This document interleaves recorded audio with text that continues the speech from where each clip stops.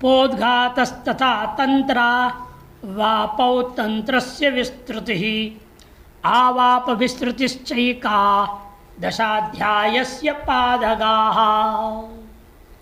एकादशाध्यायस्य पादगाः, 11वें अध्याय के पहले पाद में उपोद्घात है। तंत्र और आवाप की आवश्यकता क्या है? एक एक कर्म को बार बार करना पड़े, कर लें, क्या दिक्कत है? आप करें नहीं, एक बार एक कर्म कर दिया, वो अन्य जितने भी होंगे याग उन सब के लिए एक बार करने से ही चलेगा। इसी आवश्यकता है क्या? क्रिया तो आवृत्ति करने से ज़्यादा लाभ होगा, अधिक से अधिकम फलम, नियम है। तब नहीं, कहीं कहीं पर समय का बचत कराने के लिए तंत्र पूर्वक कार्य करना पड़ता है, इसीलिए उपोद्घात किया। उसके बाद तंत्र और आवाप के कुछ साधारण दृष्टांतों को दिए द्वितीय पाद में। तीसरे पाद में तंत्र के अनेक दृष्टांतों से विस्तार किया और चौथे पाद में आवाप का विस्तार कर दिया। उपोद्घातस पहला पाद तथा तंत्रावापौ, तंत्र और आवाप के कुछ सामान्य दृष्टांत से सामान्य प्रवेश करा दिया। फिर तीसरे पाद में तंत्रस्य विस्तृति ही, तंत्र का केवल अनेक दृष्टांतों से विस्तार हुआ। और आवाप विस्तृति ही, और आवाप की भी जो विस्तृति, आवाप का विस्तार चौथे पाद में किया गया। इस प्रकार से 11वें अध्याय के चारों पदों का विषय है। एकादश अध्याय से प्रथमे पादे तंत्रस्य उपोद्घातो वर्णितः, द्वितीय तंत्रवापौ संक्षेपेण उक्तो, संक्षेपेण कह दिया। और तृतीय में तंत्र मात्र का जो है विस्तार किया, तंत्र उदाहरण बाहुल्येन प्रपंचितम।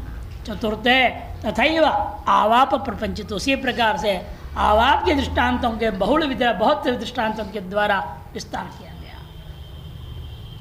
12वां अध्याय ये पादों का वर्णन है। प्रसंगस तंत्र निर्णीति समुच्चय विकल्पने द्वादशाध्याय पादार्था इति पादार्थ संग्रह। प्रसंग, इस अध्याय का नाम भी प्रसंग अध्याय, 12वां अध्याय। प्रसंग का विचार करते हैं, पशु धर्मों का, पशु पुरोडाशों के अलग अलग प्रकार के चीज़ों का प्रसंग, विशिष्ट प्रसंग है, उनको लेकर विचार किया जाएगा।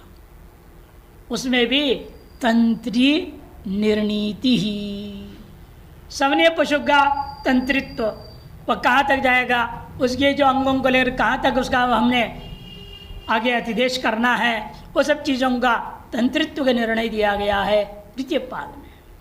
तीसरे पाद में प्रसंगस्थ अंगों का समुच्चय, चौथे पाद में विकल्प। इस प्रकार से 12वें अध्याय के जो है चारों पादों का विषय अलग अलग करके बता दिया। इस पर कुल 12 अध्याय।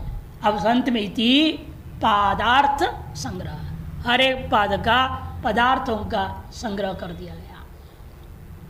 द्वादशाध्याय से प्रथमे पादे पशुधर्माणाम पशु पुरोडाशे प्रसंगा। द्वादशाध्याय के प्रथम पाद में विचार हुआ कि पशु धर्मों का कहाँ लागू करनी है, पशु पुरोडाश में उसका प्रसंग हो। सौमिक वेदेर उत्तरकालीन कर्मसो प्रसंग इत्यादि विचार, वो भी सोम याग संबंधी वेदी के निर्माण के उत्तर काल में किए जाने कर्मों के साथ में उनको करना है, यह प्रसंग है, ऐसे निर्णय दिया गया। द्वितीय सवनीय पशु तंत्रत्वम, द्वितीय जो है पाद में सवनीय पशु, उसमें भी तंत्र प्रधान रह, तंत्र यहाँ सत प्रधान, आवृत्ति आदि नहीं, तंत्रत्व ने प्रधानत्व है। सवनीय पुरोडाशा न तो सवनीय पुरोडाशा नाम, वहाँ सवनीय पशु मात्र में प्रधानता देना है, सवनीय पशु पुरोडाश की ओर नहीं ले जाना है। न तो विकृति तंत्रिणी न प्रकृति, और विकृति में जो तंत्री होता है वो प्रकृति में लागू नहीं होगा, विकृति से प्रकृति में नहीं जाएगा, किंतु प्रकृति से विकृति में आ सकता है, क्योंकि नियम है प्रकृतिवद विकृति ही कर्तव्या, प्रकृति समान विकृति की जाती है, न कि विकृतिवत प्रकृति कर्तव्य, ऐसे विपरीत नहीं होता। प्रकृति विशाल प्रकरण है, विकृति है छोटे छोटे बीच में, तदाधीन कुछ याग है, जिन यागों को विकृति किसको कहते हैं, प्रकृति किसको कहते हैं, अर्थ संग्रह में पढ़े हैं ना। प्रकृति याग उसे कहते हैं यत्र समग्रांगोपदेश स प्रकृति, यत्र किंचिदंग मात्रोपदेश स विकृति। जहाँ समग्र अंगों का उपदेश हो जाता है उसको प्रकृति याग कहा जाएगा। और विकृति याग में क्या होगा, कुछ कुछ विशेष अंगों को मात्र बोल दिया, बाकी अंग प्रकृति में जो है उसी को ला जाएगा। इसे विकृति तंत्रिणी न प्रकृति ही अन्वारंभणीया विकृतिषु अपि स्यात्। और अन्वारंभणीय जितने भी मंत्र होते हैं विकृतियों में भी उनका प्रयोग होता है। न तो प्रकृतो एव इत्यादि जो विचार है उसको आपने द्वितीय पाद में समझना है। तृतीय तग वाससो समुच्चय, समुच्चय का किसके साथ समुच्चय करके आपको अंगानुष्ठान करना है कर्मकांड में। जैसे कि त्वक और वाससो समुच्चय, त्वचा और कपड़ा, इन दोनों का समुच्चय पूरक कार्य करना है। प्रसंग शायद वहाँ है, वेस्टर्न का है, आप जो है लकड़ी गाड़ दिया है उसे कपड़े से लपेटना है। कैसे लपेटेंगे आप, लपेट के आग गाड़ दिया, उसको लपेट दिया, पूजा हो गई उसकी। अब उसके सामने बैठ के व्यक्ति सामगान करेगा, और सामगान करने वाला का जो शरीर के जो चर्म है, त्वक है, उस कपड़े को छुएगा कि नहीं छुएगा, वो छू के करेगा या उसके सामने बैठ के करेगा, छुए भी नहीं। ये सब का विचार जो है आपको तृतीय पाद में आ जाता है। आघार गत गतानाम आघार गतानाम ऋजुत्व संततत्वादीना समुच्चय इत्यादिकम प्राधान्येन विचारितम कहा तृतीय पादे। आघार है, आघार की आग विशेष होता है जिसमें घी को डाला जाता है। घी को कैसे डालना है, गिराना है, उसमें बोला कि घी को गिराना है अपने ऋजुत्व और संत तत्व। टेढ़ा मेढ़ा नहीं लगा देना, ऋजु होनी चाहिए, सीधे गिराओ, और सीधे गिरा टप टप टप नहीं गिराना, संतति होनी चाहिए, लगातार एक धारा चलनी चाहिए। ये सब धर्मों का समुच्चय होता है। आघार याग में जैसा है वैसे अन्य इसी पर पूर्णाहुति के बाद जब करते हैं क्या है, वहां भी आपको निरंतर धारा, टपकाना नहीं है, धारा चलनी चाहिए। भाई और कहाँ से लाएगा, वहाँ सब जगह तो यही कर्मकांड का निर्णय तो इन्होंने दिया है। जैमिनी ने ही पूरे कर्मकांड की जहाँ जहाँ संशय सबका निर्णय दे दिया, कौन चीज कैसा अनुष्ठान करना है। वसुधारा, वसुधारा कहा जाता है। उसमें कैसा होना चाहिए, ऋजुत्व होना चाहिए, संततत्व इत्यादि समुच्चय किया जाता है। ये प्रधान रूप में वर्णन किया। एवं व्रीहि और विकल्प इत्यादिकम समुच्चय अपवादत्वेन इति उभयम चिंतितम। और चौथे पाद में विकल्प या यव और व्रीहि आया, व्रीहि विर्वाय वैर्वाय जेत। अब बात तो स्पष्ट बोल ही दिया, इसलिए विकल्प स्पष्ट, या स्पष्ट नहीं कहा है वह, फिर विकल्प करना पड़ता है कई बार, वो कहाँ कहाँ है वो सब वर्णन उठाया। चिंतिता चतुर्थे च इंद्रा भारस्पत्य याज्ञान वाक्या युगलयोर विकल्प इत्यादि का प्राधान्य और सामान्य विकल्पों का विचार किया। और चौथे पाद में प्रधान रूपेण विशेष जो विकल्प है उनका विचार किया। जैसे इंद्र देवता और बृहस्पति देवता याज्ञा वाक्य अनुवाक्य वाक्य, उन युगलों को विकल्प प्रयोग करना है या साथ साथ प्रयोग समुच्चय करना है, कहते नहीं विकल्प करना है करके निर्णय दिया। समुच्चय इत्यादि का विकल्प अपवादत्वेन इति उभयम चिंतितम तद्देव क्यों इत्यादि का प्रधान याज्ञान वाक्य समुच्चय इत्यादि का विकल्प अपवादत्वेन इति उभयम चिंतम। और याज्ञान वाक्य हमेशा समुच्चय पर कोई होता है, वह विकल्प नहीं होता है। देवताओं को लेकर विकल्प कर सकते हो, है ना। याज्ञा वाक्य और अनुवाक्य वाक्य दोनों वाक्य को युगल मंत्र कहा जाता है, इसलिए हमेशा और साथ साथ ही प्रयोग होंगे। एक को करो एक को न करो ऐसा नहीं हो सकता। ये सब विचार चौथे पाद में किया। तदेव द्वादशाध्यायगतेषु षष्टि संख्याकेषु पादेषु, पूरे 12 अध्यायों में जो कुल 60 पाद है उन प्रत्येक पाद में प्रतिपाद्यार्थः संगृहीताः प्रतिपाद्य पदार्थों को यहाँ संग्रह करके सुनाया गया है। ननु यथोक्तेभ्य पदार्थेभ्यो अन्ये भी अर्थाः बहवस् तत्तत्पादेषु विचार्यन्ते। लेकिन तत्तद पादों में जितने कहा गया वही है, इतने नहीं, वो प्रधान रूपेण अन्य भी प्रासंगिक जो जो बातें हैं चर्चा करनी वो भी कर दिया गया है। ये नहीं जितना बोला गया वो इतना ही है बात, उतनी बात है तो 1000 की क्या जरूरत थी। 60 पाद है, 60 पाद से 60 विषय हो गया, 60 अधिकरण से काम हो जाए, 1000 अधिकरण गाय को। इसलिए कहते हैं हम उतने ही नहीं कर रहे हैं जितना बताया गया तत्प्रसंगेण, जो भी अन्य पदार्थ विचार करने योग्य है उनको भी उन पादों में जोड़ के विचार कर लिया गया है। यथोक्तेभ्य पादार्थेभ्य, पाद के पदार्थों से भी अन्य भी अर्थाः बहवः तत्तत्पादेषु विचार्यन्ते। ननु शंकार्थ में नहीं है, एवं अर्थ निश्चय अवधारण अर्थ में। ननु यहाँ अधिक जगह आप देखते हैं ननु हमेशा शंका अर्थ में होता है, या ननु ये एवं अर्थ में, अवधारण अर्थ में। अन्य पदार्थों के विचार हुआ ही है ये बोलना है, होगा कि नहीं होगा शंका नहीं, यहाँ हुआ ही है। तेषां कथम तत्पदांत पादांतर्भाव इति आशंक्या। लेकिन अब उनको उन पाद में क्यों अंतर्भाव किया आपने? उन पदार्थों के संबंधित अन्य पदार्थों को विचार तो किया, लेकिन वो किसी पदार्थ को किसी पाद में कैसे अंतर्भाव किया? कोई आपस में उनका संबंध तो बताना पड़ेगा ना, तब कहते बात सही है, उसके भी हम बताएंगे आपको। देखो, उपोद्घात अपवादाभ्याम प्रसंगानुप्रसंगतः तत्तत्पादगतत्वेन विचारांतरमन उन्नये। उपोद्घात संगति, अपवाद संगति, प्रसंग संगति और अनुप्रसंग संगति जोड़ लेना। एक पदार्थ है और जो मुख्य पदार्थ बताया इन्होंने पाद में, उसका तो उपोद्घात माना जाए। उपोद्घात से पदार्थ शुरू हुआ, शुरू होने के बाद क्या हुआ, उसके अपवाद जो होगा वो भी विचार करना पड़ेगा।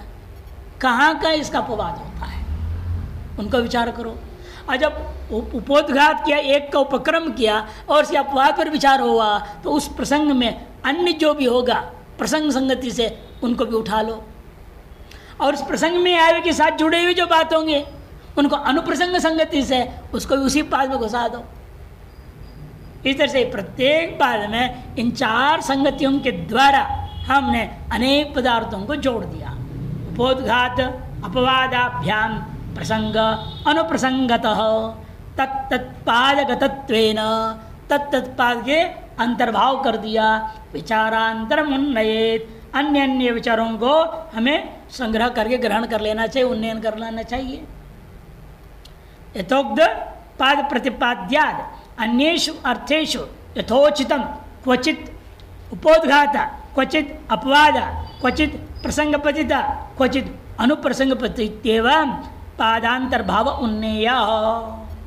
यथोक्त पादों के अंदर प्रतिपाद्य पदार्थों के साथ जो अन्य पदार्थ आए हुए हैं उन अन्य पदार्थों को हमने इसलिए किया यथोचितम, जहाँ उचित है उनको क्वचित उपोद्घात कर दिया, कहीं अपाद रूप में ले लिया, कहीं प्रसंगत ने लिया, कहीं अनुप्रसंग रूप में जोड़ दिया है हमने। इत्येवं पादों में अंतर्भाव किया गया, ऐसा ग्रहण करना चाहिए। ननु संतु एवं अध्यायानां पादानांच व्यवस्थिता अर्थः। ठीक है, इस प्रकार से आपके कहने के अनुसार अध्यायों के और उनके पादों के पदार्थों के आपने अलग अलग समझा दिया, मान लेता। लेकिन तदयस्तु क्रमः, लेकिन जो आपने क्रम रखा है 12 अध्याय, प्रमाण अध्याय, भेदाध्याय, शेषाध्याय, प्रयुक्त अध्याय, ये जो नाम से रखा आपने, यही क्रम क्यों? क्या कारण है आपने ये क्रम निकाला, किस आधार पर किया? तदयस्तु क्रमः कथम अवगम्य गंतव्य, ये कैसे जाना जा सकेगा? इत्यतः सुनिए, शास्त्रे पूर्वोत्तरी भावो अध्यायनाम अभिधास्यते पादानान्तु तमत्रैव लेशाद्व्युत्पादयामहे। कहते कि देखिए शास्त्र में पूर्वोत्तर भाव की बात है, हम स्वयं आपको हर एक अध्याय में संगति बता देंगे। हर एक अध्याय के अंत में बता दूंगा, या अगला अध्याय के आदि में बता दूंगा पूर्वोत्तर अध्याय का यह क्रम क्यों, प्रमाण के बाद भेदाध्याय क्यों, भेदात के बाद शेषाध्याय क्यों, एक क्रम को हर एक अध्याय के अंत में मैं स्वयं बता दूंगा। ऐसा बोल रहे ग्रंथकार। शास्त्रे पूर्वोत्तरी भाव अध्यायानाम अभिधास्यते, अध्यायों के अंत में कहूँगा। अध्याय नाम कह दिया, कहीं अंत में कथवा आदि में कह देंगे। पादानंतो और पादों के परस्पर संगति कौन बताएगा? आप नहीं बताएंगे, ग्रंथकार करना मैं नहीं बताऊंगा। यहाँ मैंने एक अध्याय के पादों का, पहले अध्याय का पादों का परस्पर संगति यहाँ समझा दूंगा, अगले श्लोक में बताएंगे। इसी तरह से आपके सभी अध्यायों के पादों का परस्पर संगति अपने आप वो करना पड़ेगा, नहीं तो कितने श्लोक और बढ़ जाएंगे ना, वो भी सोच रहे हैं।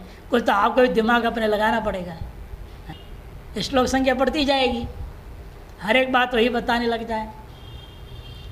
इसे कहते हैं पादानांतो तम अत्रैव लेशाद व्युत्पादेन, उसको तो यहीं पर लेश माने एक अध्याय के 4 पाद के परस्पर, कौन सा अध्याय मिलेंगे? पहला अध्याय, पहले अध्याय के 4 पादों के परस्पर क्या संगति है वो हम यहाँ आपको लेश में थोड़ा सा आप संदर्शन करा देंगे, और उसी के आधार पर बाकी 11 अध्याय होंगे, सभी पादों का परस्पर संगति आपको स्वयं वहां कर लेना है। एकस्मिन् अध्याये समाप्ते सति अध्यायांतरे आरंभे तयोर अध्याय पूर्वोत्तरी भाव वक्ष्यते। एक अध्याय की समाप्ति होकर दूसरे अध्याय के आरंभ काल में ही हम दोनों अध्यायों का पूर्वोत्तर भाव के पीछे क्या रहस्य है, क्या कारण है, वह हम आपको संगति बता देंगे। इन प्रथमाध्यायगतानांतो पादानां, इन प्रथम अध्यायगत पादों के भी पूर्वोत्तरी भाव उदाहरते सती, पूर्वोत्तर भाव का हम उदाहरण रूपेण आपको प्रस्तुत कर बता दूंगा। तद व्युत्पत्तिया, जिस प्रकार से मैं यहाँ पादों की संगति एक अध्याय में घटाकर समझा रहा हूँ और आपकी बुद्धि को व्युत्पन्न कर दे रहा हूँ, तैयार कर दे रहा हूँ, प्रशिक्षित कर दे रहा हूँ, जिसके आधार पर पादांतरेष्वपि अन्य अध्यायों के अन्य पादों में भी तस्य उत्प्रेक्षितुम, आप स्वयं उसकी उत्प्रेक्षा कर सकते हैं। शक्यतया तम उदाहरती, आप स्वयं जो है अन्य पादों में भी परस्पर संगतियों को उत्प्रेक्षा कल्पना करने में समर्थ होंगे, यूं मान करके केवल प्रथम अध्याय के पादों की संगतियों को एक दृष्टांत के रूप में आपके सामने उपस्थित करते हैं। विधि साक्षात मितिर्धर्मे तस्य शेषोर्थवादगी वेद मूला स्मृतिर्नाम वाक्यांशमिश्वतः क्रमः। पहले पाद प्रमाण अध्याय में पहले पाद प्रमाण पाद ही है। अमीशु, अरे अमीशु है वो जैसे दिख रहा है आपको, वही तो उत्तरी भाव है ना, पूर्वोत्तरी भाव, वहाँ भी देख लो ऊपर में भी दीर्घिकार ऐसे दिखता है। अरे दीर्घिकार वैसे दिखता है, ये समझ लो। ऊपर में आता है ना पूर्वोत्तरी भाव, वहाँ कैसे दिख रहा है? पूर्वोत्तरौ भाव थोड़ी पढ़ोगे, पूर्वोत्तरी दीर्घी, वो देखने में ओ जैसे प्राचीन लिपि में ऐसे दिख रहा है आपको। यहाँ पर भी इसलिए वाक्यांशो अमीशु, अमीशु सप्तमी का बहुवचन बनता है अमीशु, नपुंसकलिंग में अमीशु बनता है। अतः क्रमः इति, देखो विधि ही साक्षात धर्म में मिति ही, मिति माने प्रमाणम, धर्म में विधि ही प्रमाण, इसलिए वेदी का लक्षण क्या कर दिया? चोदना लक्षणो अर्थो धर्म, चोदना माने विधि, विधि ही च्युत प्रेरणे, विधि का मतलब प्रेरणा देना, जाइए पानी लाइए, ये क्या है? ये प्रेरणा ही तो देना हुआ, आपको विधान कर दिया पानी लाने का काम में। अर्थात विधि का मतलब होता है प्रेरणा देना। अतः च्युत प्रेरणे धातु से सूत्र में चोदना प्रयोग हुआ, माने प्रवर्तना प्रेरणा विधि ही इत्यर्थः। विधि ही धर्म में प्रमाण, ये पहले पाद में सिद्ध किया। साक्षात प्रमाणम विधि ही माने प्रमाणम, धर्मे विधि ही साक्षात प्रमाणम, बाकी सब परंपरा प्रमाण हो जाएंगे। क्योंकि विधि में आपकी प्रवृत्ति तब होगी जब उसकी प्रशंसा हो, या किसी निषेध से आपकी निवृत्ति तब होगी जब उसके पदार्थ का निंदा हो। इसे स्तुति और निंदारोपी अर्थवाद विधि के पश्चात आता है। अच्छा, द्वितीय पाद में अर्थवाद पाद कर दिया, वह करे तथा शेषो अर्थवाद तस्य शेषो अर्थवाद ही। तस्य मने विधि, उस विधि का शेष अंश रूपेण हमेशा अर्थवाद के वाक्य होते हैं, उसकी चर्चा, उस पर विचार, उसकी प्रामाण्यता आदि द्वितीय पाद में निर्णय लिया गया। तीसरे पाद का नाम स्मृति पाद है, और स्मृतियां उन्हीं स्मृतियों को हम वेद में धर्म के लिए मानते हैं जो वेद मूला स्मृतिर्नाम। वेद मूलक स्मृतियों को ही लेकर के हम कर्म कांड के लिए विचार करेंगे। जो वेद अमूला स्मृति वह हमारे लिए बहिष्कार्य है, और वेद मूला ही जो स्मृति होती है वही हमारे लिए प्रमाण है, धर्म में प्रमाण है। इस बात को तीसरे पाद में इसलिए वेद संबंधी विधि संबंधित हो गए ना, भी साक्षात है विधि, परंपरा है स्मृति, और अर्थवाद में परंपरा ग्रहण हुआ। वाक्यांशमिश्वतः क्रमः इति, इसीलिए इस क्रम से हमेशो वाक्यांश, उन्हीं में जो वाक्यांश है उसको लेकर के तात्पर्यार्थ आदि का निर्णय करने के लिए कहाँ कैसे होता है, उसके लिए चौथे पाद में विचार किया गया है। इस तरह से पादों का परस्पर प्रथम अध्याय में संगति इन्होंने बता दिया। जिज्ञास्यत्वेन प्रतिज्ञाते धर्मे विधि वाक्यम साक्षात प्रमाणमिति तद विचार प्रथमे पादे युक्त। जिज्ञास्य क्या है और प्रतिज्ञात है धर्म के पहला सूत्र क्या था, अथा तो धर्म जिज्ञासा, से जिज्ञासित है धर्म, और प्रतिज्ञा भी की गई है, उसे धर्म के बारे में वर्णन करूंगा। इसीलिए उसके लिए पहले हमने विधि को उठाया। धर्म में विधि वाक्यम साक्षात प्रणमिति तद विचार, से विधियों पर विचार जो है प्रथम पाद में किया गया। कितने प्रकार की विधि है,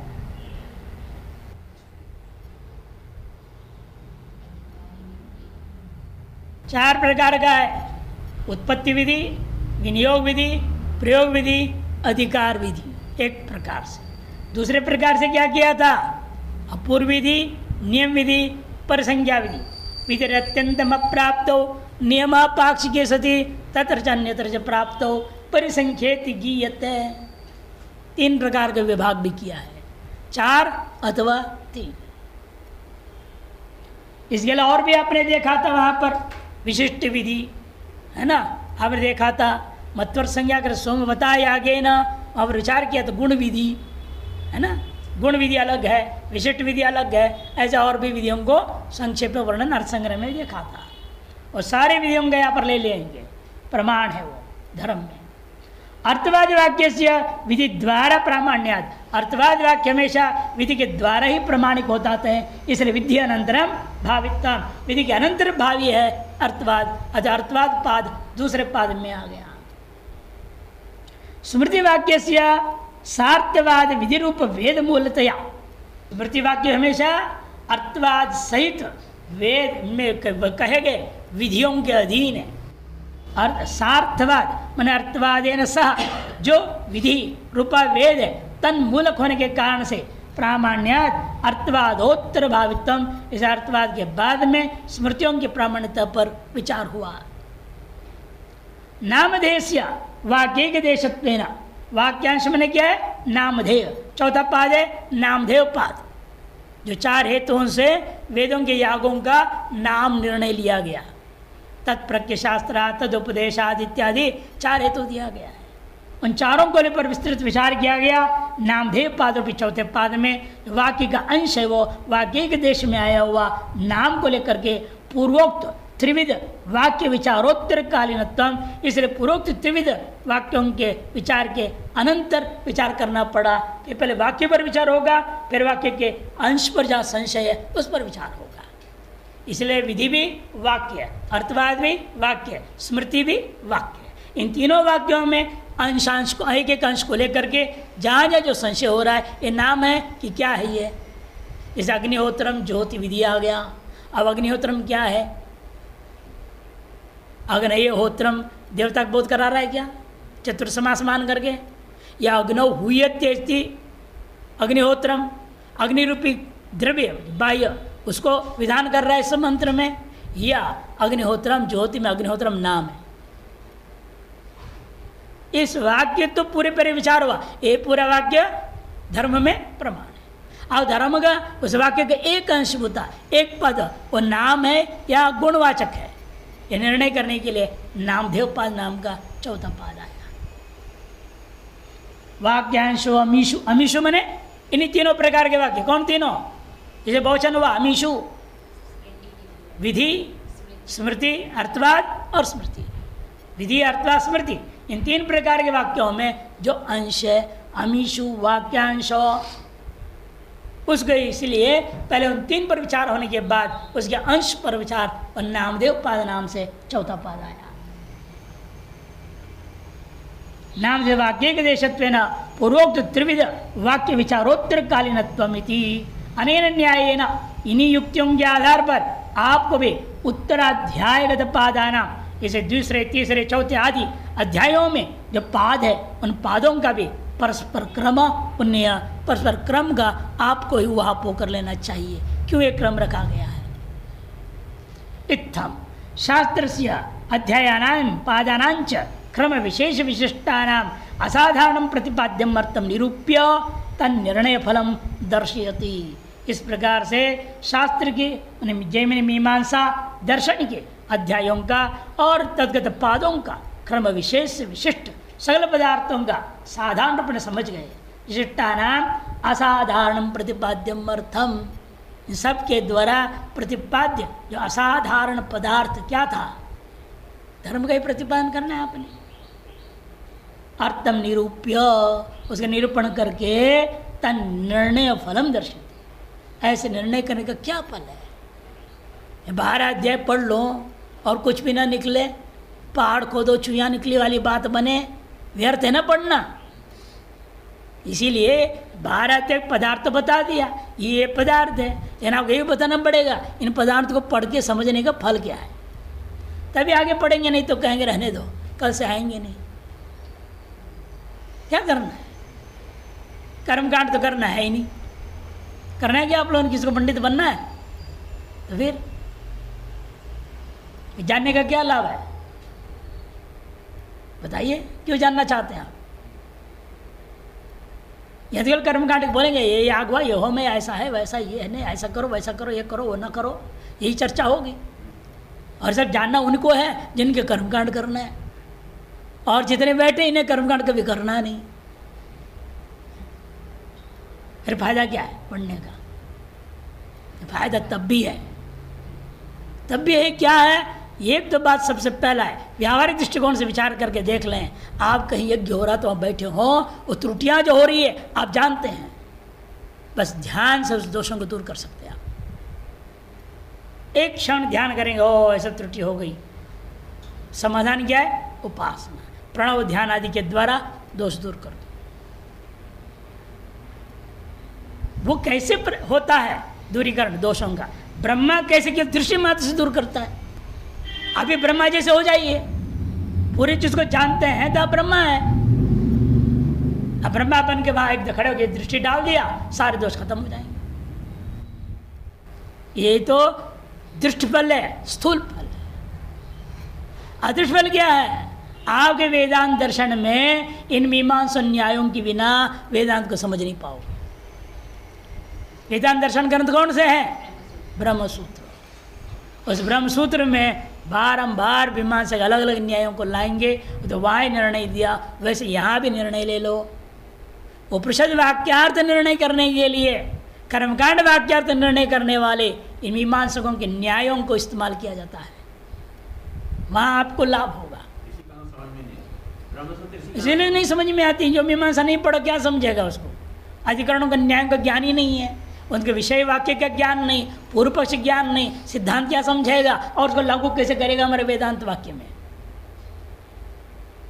इसे न्यायों को जानना हर वेदांत के लिए बहुत जरूरी है। अच्छा फल बता रहे देखिए, ऊहित्वा संगति तिस्रस तथा चांतर संगतिम ऊहेद आक्षेप दृष्टांत प्रत्युदाहरणाधिकम। ऊहित्वा संगति तिस्रा, अभी तो बताया गया था जैसे वैसे तीन प्रमुख प्रकार संगतियों को वो आप कर लीजिएगा, उसके बाद उसके अवान्तर संगतियों को भी वो आप कर लीजिए। वो है और आक्षेप संगति, दृष्टांत संगति, प्रतिधारण संगति आदि को लेकर के आपको सारे पदार्थों को समझोगे तो वही आपको मुख्य फल देगा। शास्त्र आदि प्रतिपाद्य अर्थ संबंधितया अधिकरणे योजित, शास्त्र आदि से लेकर के प्रत्येक अध्याय और पादों में प्रतिपाद्य अर्थ और उसके संबंधितया अधिकरणों में जो योजित है, योजित सति तस्य अधिकरणस्य शास्त्र संगति अध्याय संगति पासंगति तीसरा उहिता भवन्ति। उन अधिकरणों के कथन करने के बाद शास्त्र संगति क्या है, अध्याय संगति क्या है, पासंगति क्या है, ये तो हम आप पे वो एक नमूना बता चुके, वो करके दिखा दिया गया। उहिता भवन्ति तद यथा प्रथमाध्याय प्रथम पादस्य द्वितीयाधिकरणे धर्मस्य लक्षण प्रमाण राहित्यम पूर्व पक्षीकृत्य तत्सद्भाव प्रतिपादित। जैसे प्रथम अध्याय का पहला पाद तो हो गया आपका जिज्ञासाधिकरण अथा तो धर्म जिज्ञासा, उससे सीधा उपोद्घात उपक्रम है, वह संघर्ष है। उसे दूसरे अधिकरण क्यों शुरू किया आपने? फिर दूसरे अधिकरण में द्वितीय अधिकरण है धर्म से लक्षण प्रमाण राहित्यम। पूर्व पक्ष कहेगा जिस धर्म की तुम जिज्ञासा कर रहे हो ऐसे कोई लक्षण ही नहीं है और इसे कोई प्रमाण नहीं है। लक्षण और प्रमाण राहित्यम पूर्व पक्षी कृत्य, पूर्व पक्ष किया गया तत् सद्भाव प्रतिपादित। और दूसरे अधिकरण में हम क्या करेंगे, इसीलिए पूर्व पक्ष हो गया धर्म में लक्षण नहीं प्रमाण नहीं, और सिद्धांति कहेगा नहीं धर्म में लक्षण भी है प्रमाण भी है। इस प्रकार से पूर्वोत्तर अधिकरणों की संगति बैठेगा। तस्य अधिकरणस्य धर्म संबंधितया धर्म विचार शास्त्रे संगति। इसे द्वितीय अधिकरण का धर्म के साथ संबंधित विचारों के नाते धर्म विचार शास्त्र में उसकी संगति होती है। प्रमाण विचार रूपत्वात् प्रथमाध्याय संगति। ऐसे धर्म में प्रमाण रूपी विचार यहाँ पर विचारित है, अतः प्रथम अध्याय को उस विषय बनाना उचित भी है कि प्रथम अध्याय में हमें प्रमाणों पर ही विचार करना है। अतएव प्रमाण संबंधी जितनी भी बातें यहाँ कहनी है, अतः द्वितीय अधिकरण में धर्म में प्रमाण के बारे में केवल लक्षण नहीं प्रमाण के बारे में विचार हुआ है, अतः उसको इस अध्याय के प्रथम पाद में रखना उचित है। विचार रूपत्वात् प्रथमाध्याय संगति विधि वाक्यस्य प्रमाणत्वेन उपन्यासात् प्रथम पादे संगति। और विधि वाक्यों को प्रमाणत्वेन उपन्यास होने से उसको प्रथम पाद में रखना भी उचित बना, उचित संगति है। यथैतत् संगति त्रयम् उहितम्। इस प्रकार से अध्याय संगति शास्त्र संगति और उसके बाद पहले शास्त्र संगति फिर अध्याय संगति फिर पास संगति वो आप हो करके पूर्व में हमने वर्णन कर दिया था, उस संक्षेप में दोबारा कह दिया। तथा इसी प्रकार से आपको आगे क्या करना है, पूर्वोत्तराधिकरणयों परस्परम अवान्तर संगति रूहनीया। पूर्वोत्तर अधिकरणों के बीच में क्या संगति है उन अवान्तर संगतियों को भी आप वो करना होगा। साच अनेक रूपा, अवान्तर संगति एक दो नहीं है, कई है, वो अनेक रूप है। जैसे कि दो चार किनारे आक्षेप संगति एक, दृष्टांत संगति दो, प्रतिदान संगति तीन, प्रासंगिक संगति चार, उपोद्घात संगति पांच अपवासंगति 6 इत्येवं आदि रूपा इत्यादि अनेकों है। हर एक अधिकरण में हम बताते जाएंगे यहाँ कौन सी संगति है।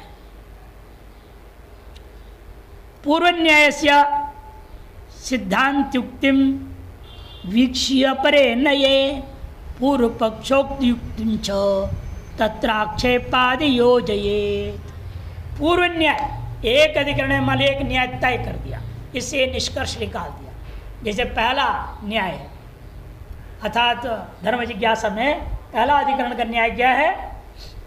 दृष्टे फले अदृष्ट फल कल्पनाया अन्यायत्वात्। ये न्याय जहाँ दृष्ट फल है वह अदृष्ट फल की कल्पना करना उचित नहीं, ये न्याय निकला। वेद पढ़ने का क्या फल है? स्वाध्याय अध्येतव्य, ये विषय वाक्य है। प्रथम अधिकरण का स्वाध्याय अध्येतव्य विषय वाक्य है। स्वाध्याय शब्द का अर्थ क्या करेंगे? वेद शब्द मात्र रटना, ये अर्थ पर्यंत चिंतन करना, अर्थ ज्ञान सहित शब्द राशि, केवल शब्द राशि। तब केवल शब्द राशि का फायदा क्या? धर्म के लिए, अनुष्ठान करने के लिए, यज्ञादि करने के लिए अर्थ भी तो जानना जरूरी है। अर्थ पर्यंत ये धर्म माने वेद पारायण करने का फल मोक्ष मिलेगा, ऐसी क्यों कल्पना करना? वेद पढ़ने का जो फल है सीधा है अर्थावगति। जब दृष्ट फल है वह स्वर्ग आदि अदृष्ट फल कल्पना करना उचित नहीं है। ये न्याय निकला। वेदाध्ययन का दृष्टफल क्या है? अर्थ ज्ञान होना। ये अर्थ ज्ञान दृष्टफल रहते हुए आप अदृष्ट फल की कल्पना नहीं करेंगे, ये न्याय हुआ। अब इस न्याय के खिलाफ अगला बोलेगा। अगला अधिकरण में क्या होगा? दूसरे अधिकरण में आक्षेप करेगा वो, नहीं ये नहीं हो सकता, हम अर्थावगति को दृष्टफल नहीं मानेंगे, वो आक्षेप करेगा। क्यों? कि देख लो आजकल कितने लोग हैं कोई अर्थ जानते हैं ही नहीं। वेद पढ़े हैं, वेद पारायण कर रहे हैं, बढ़िया वेद पाठ करते हैं बैठ करके समूह में। आजकल तो यूट्यूबों में खूब आ रहा है वेद पाठियों के वेद पाठ, लोग डाल रहे हैं मेरा देखो कैसा, मेरे देखो कैसा। कितने लाइक्स बोलते हैं ना उसको, लाइक्स कितने होता है। पंडित लोग भी लग गए इसको उपयोग करने में अपने अपने प्रचार के लिए, लेकिन किसी को भी एक भी वाक्य का अर्थ मालूम नहीं। पाठ कर रहे हैं बढ़िया सुंदर, बहुत अच्छा लग रहा है, सुनने वाले को भी अच्छा लगता है। इसलिए आक्षेप संगति से विचार करेंगे, इसमें इसको प्रमाण हम कैसे मानेंगे, अर्थावगति का दृष्टफल कैसे मानेंगे हम? यहाँ तो लोक में हमको क्या दृष्टफल दिख रहा है वेद पाठ करने का? दक्षिणा मिलती है, दृष्टफल है, अर्थावगति कहाँ है? ये आक्षेप संगति होगी। तो दूसरा अधिकरण नहीं, इसके लिए हम वेद नहीं पढ़ेंगे, ये तो इसके बिना भी मिल जाएगा। वेद को अर्थ पर्यंत पढ़ना है ताकि उसको हम कर्म में प्रयोग कर सके ढंग से। इस प्रकार से आप आक्षेप संगति कर दिया जाता है। पूर्व पक्षोक्त युक्तिम च तत्र आक्षेपादि योजयेत्। पूर्व पक्षोक्त युक्ति को लेना है हमें। पूर्व पक्षोक्त युक्तिम च, पूर्व न्याय के खिलाफ पूर्व न्याय से सिद्धांत युक्ति वीक्ष्य, पूर्व अधिकरण में जो न्याय सिद्धांति ने युक्तियों से निर्णय दिया उसको वीक्ष्य, उस जान करके अपरे नए अगला जो अधिकरण का न्याय में पहले पूर्व पक्ष क्या करेगा? पूर्व पक्षोक्त युक्तिम, पूर्व पक्ष उसका आक्षेप कर देगा, आपकी युक्तियों के खिलाफ अपनी युक्ति दे देगा वो। तत्र इसलिए वहाँ पर क्या करना पड़ेगा? आक्षेपादि योजित, आक्षेपादि जो है आपके संगतियों को योजना करनी पड़ेगी। तदेतत् सर्वं योजित्वा प्रदर्श्यते, ये सारी बात को योजित करके दिखा रहे। प्रथमाध्याये प्रथमोपादस्य प्रथमाधिकरण गतो धर्म विचार शास्त्रम वैदमिति सिद्धांतः। प्रथमाध्याय में उसी प्रथम पाद के प्रथमाधिकरण में जो विचार ये किया, धर्म विषय का विचार करना के लिए ये जो शास्त्र जैमिनी दर्शन आरंभ हुआ है वह बिल्कुल उचित है। इति सिद्धांत वैधम अर्थ ज्ञान हेतु अध्ययने नियम विधेय संभवाद इति तद युक्ति ही। सिद्धांत युक्ति क्या है? अर्थ ज्ञान रूपी कारण में अध्ययन को नियम विधि बना दो। कौन सा विधि? स्वाध्यायो अध्येतव्य, यह नियम विधि कर दो। इसको अर्थ ज्ञान पर्यंत पढ़ाने का नियम बना दो। संभवादिति तद युक्ति सिद्धांत की युक्ति है। द्वितीय अधिकरणे धर्म लक्षण प्रमाणंच नास्ति पूर्व पक्ष। तब पूर्व पक्षी कहता है जो धर्म में का जब लक्षण ही नहीं है, प्रमाण भी नहीं है, उसके लिए वेदों का अर्थ पर्यंत हम पढ़ें, क्या जरूरत है? लौकिक आकारहीनत्वात् प्रत्यक्षादि अप्रवृत्तिश्च इति तद्युक्ति। पूर्व पक्ष की युक्ति क्या है? धर्म का कोई लौकिक आकार है? आपके सामने आता है क्या धर्म? ये देखो, मैं ये रूप है, मैं तुम्हारे हृदय में घुस जाऊंगा और बैठूंगा, तुमने पूजा पाठ किया है इसलिए यज्ञ को समाप्त हुआ, यज्ञ से आना चाहिए धर्म, दीप्यमान चकचक आना चाहिए कोई चीज़, और आपके अंदर घुस के एकीभूत होना चाहिए। ऐसे कुछ तो प्रत्यक्ष सिद्ध है ही नहीं, फिर धर्म के क्या प्रमाण मानूंगा? ये बेकार भस्म हो जा रहा है, घी व तेल गरम, सब दूध खराब हो गया, यही दिख रहा है हमको उल्टा। पूर्व पक्ष ये कहेगा उसमें प्रत्यक्ष प्रमाण तो है ही नहीं। प्रत्यक्षादि प्रवृत्तिश्च लौकिक आकार हीनत्वात्, लौकिक कोई आकार नहीं है और प्रत्यक्षादि प्रवृत्ति वहाँ नहीं दिखता है। तया युक्त्या धर्म से लक्षण प्रमाण रहितत्व सति, इस पर पूर्व पक्षी की अपनी युक्ति के द्वारा धर्म में लक्षण और प्रमाण दोनों नहीं है ऐसा कह देने पर नरविषाण समो धर्म इति तद विचार शास्त्र से विधेयत्म अनुपन्नम, ये नर विषाण के ऊपर विचार करने के समान, काकदंत की परीक्षा करने के समान धर्म पर विचार करना बिल्कुल व्यर्थ है, ऐसे पूर्व पक्षी कहता है दूसरे अधिकरण के आरंभ में।